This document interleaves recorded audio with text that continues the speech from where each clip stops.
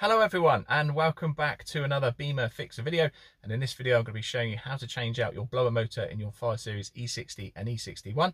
So the issue I'm having is the blower motor is actually working, but I've got a high pitched squeak that's coming from the blower motor, which changes in pitch and volume when I turn it up or when I brake actually. So when the force goes forward it actually affects the motor or the bearing, so we're going to have a look at that. So what I'm going to do is I'm actually going to kind of clean it all up, re-lubricate the bearings and everything. That should solve it.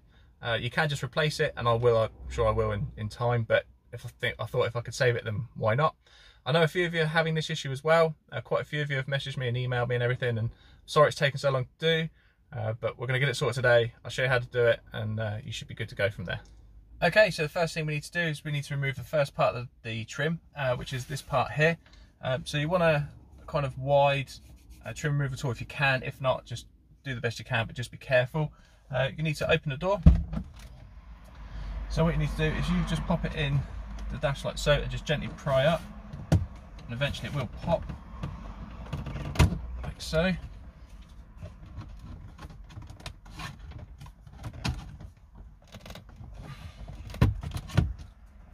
Just gently pry around, don't go too heavy with it because you'll damage it.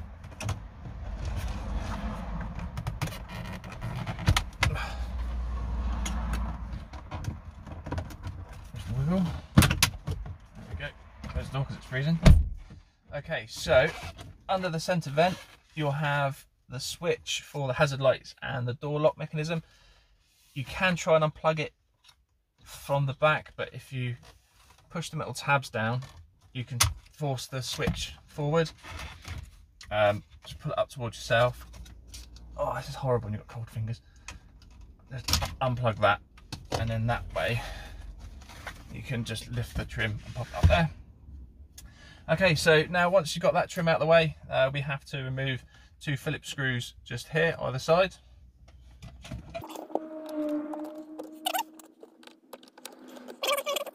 So once they're out of the way, then we're ready to move the dash forward.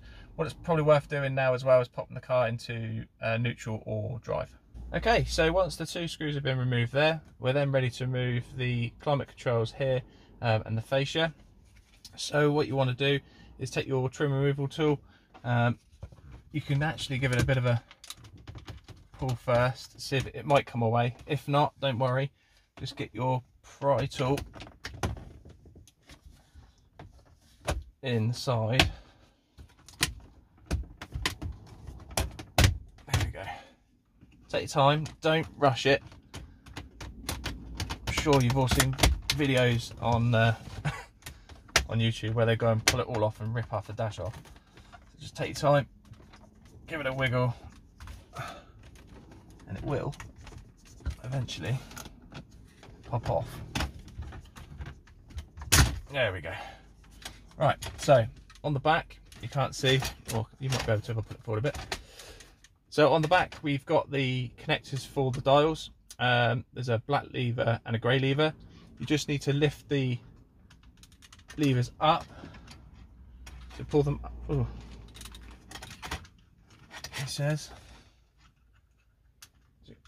there we go. So there's like a little tab that you push down on the top and then slide the connector up, and that disconnects that. There we go. I don't think we did any damage, no.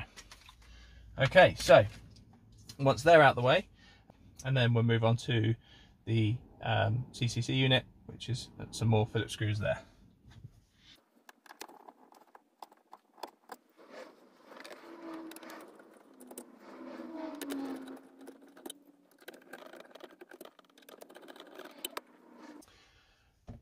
Okay, so once you've removed the 4 screws in, I might have said actually do these 2 first, don't worry about doing that just yet. Just do the 4 on the CCC unit there, and that will pull it forward. This is why you need to have the shifter in drive or neutral to give you enough room to pull it out. Oh, there we go. So as you pull it forward, on the back, I don't know if I'm going to get you a good enough angle. So you've got all the connections on the back. Just use a bit of common sense when you're removing them.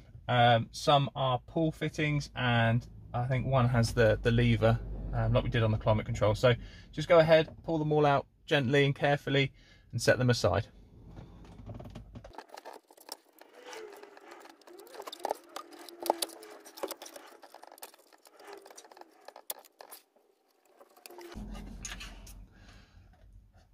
Okay, so if you've not had a chance to have a look at the back of the e60 unit, I found it easier just to, if you unplug the biggest one first, then that frees up a bit more room, and then you have the one here, and then your aerial and things just there. So if you unplug these two first, gives you a bit more room to swing it around and take the others out.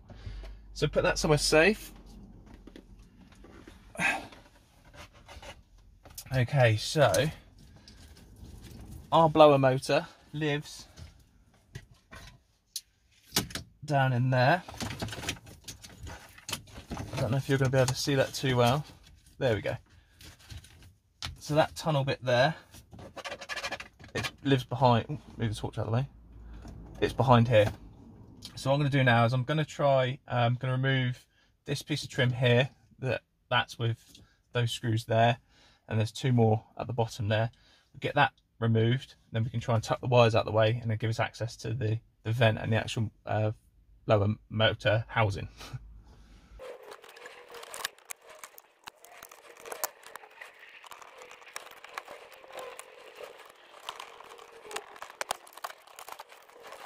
Okay, so we have our cage removed. So once you remove the screws around the outside, there's actually, if you see, there's two square parts there and there. So they locate just inside or just over these little lugs here. So there's one there, one on the other side, and you can just push down on the screwdriver and then just lean the cage towards you and it will come out. I found it slightly easier just to quickly release this trim. I won't say remove it, just remove the dial there by lifting up on it, pull the gaiter up, lift the surround up. It's 2 Torx 20 screws. It's one, you can just see where it goes there, one there, goes through that hole just under there, and then the same on the other side just there. And then just gently pry up on the whole bit of trim with the trim tool. That pops up, that gives you better access. So what we need to do now is we need to remove, or not remove, but move the cables out of the way. Then we can remove and get to this housing bit here. We need to move this out of the way, and that cylindrical bit you can see behind there, that's where the blower motor is. Okay, so we've removed the first part of the trim, which was here. So that was this part just here. So what I found I needed to do, sorry I didn't get it on film, it was really, I wouldn't have been able to get the camera in there, but what you need to do is you need to force this part, because it's sat inside of here, you push that down as much as you can, okay, and then with these clips here you lift them once they're off, because all you need to do to remove them is push down in the center and they unhook from they unhook from those tabs there. Okay, so just push down on those springs and lift them off the bottom there. Then what I found easier was to lift these up and lift them up out the way, and then what they did was they actually dropped and hung in there, which then gave me room to get my hand behind the trim. So if you imagine that vent's here, get your hand behind it and then pull towards you. It's going to feel really unnatural and it's going to be really tight, but it's quite flexible and it shouldn't break. Just give this push down as much as you can. Push this down, get your hand behind and then pull towards you. Give it a wiggle and then it will pop out. I'll go into much detail because you're going to feel like it's completely wrong, but it will work. So then what that does is then that will reveal the screws that we need to get to. So I believe, if memory serves me right, I think there's 4. I think there's one up there, one over there, and then 2 down the bottom corners. Oh, we'll move this bit of trim as well now. So that just lifts out like that. Get that out of the way. So yeah, there you go, you can see it now. Screw there. And that should be the cover. Get this connector out of the way. And then I think there's 2 more that are actually holding the motor in, and then we should be able to extract it. Right, so that is the cover removed. So it was the 4 T20 screws in each corner, and then if you just slide the electrical connector off the back of there. What I found, again, to be easier, if you go from the top left hand corner, pull down and kind of just, it's a bit forgiving, just take time, don't go ripping it out, but you can kind of, you know, jiggle it about until it will come out. So then we're on the final stage now, removing it. It's 2 Torx 20s, I believe, one at the top, one at the bottom. So once they're out of the way, we should be able to disconnect it, and then we can have a closer look at the motor. We have the motor extracted. So I found, again, there's a piece of trim, or a vent I should say, that sits just here. If you just pop it out at the bottom and then kind of twist it around, remove that, it just makes life a bit easier actually taking the blower motor out. Just be really careful, because these vanes, I mean, if you're replacing it, it's not too much of a problem, but if you're gonna just give it a bit of a clean up and put it back in, just be a bit careful, because the vanes here are a little bit delicate. So looking at the motor just in there, it's obviously minging. The brushes have actually got a bit of life left in them, which is quite good to know. So what we'll do now is we'll go outside, we'll give it a good blast with electrical cleaner, clean out what we can, pop some oil on bits that we can do. Going to be using some, I don't know if I've got it here actually, 501, but I'll show you properly outside, and then we'll get it all back in. Okay, so I don't know if you can quite see inside there, but it's not looking great. It's pretty minging and dusting from the wear from the bushes. The bushes don't look in bad condition, so we'll should get a bit more life out of it. I can't actually get it to make the squeaking noise, but you have to take my word for it. When it was spinning at its max rate, it was, yeah, not sounding too great. So we're going to give it a good blast now with some electrical contact cleaner. Make sure we give the bushes a good clean, and then we'll apply some oil to the spindles just in there and on the bearings. Also worth pointing out, just be careful, because like I say, it's quite delicate and you don't want to be snapping anything off.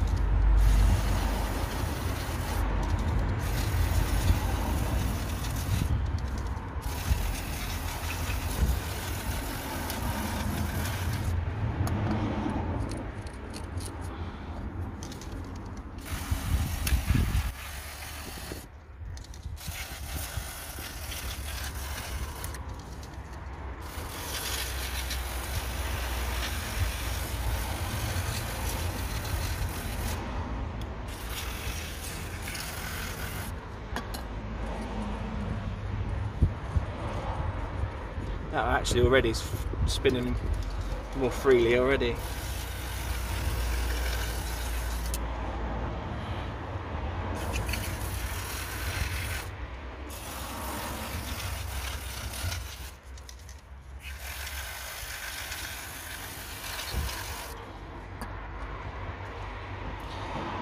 Alright, so that should do it.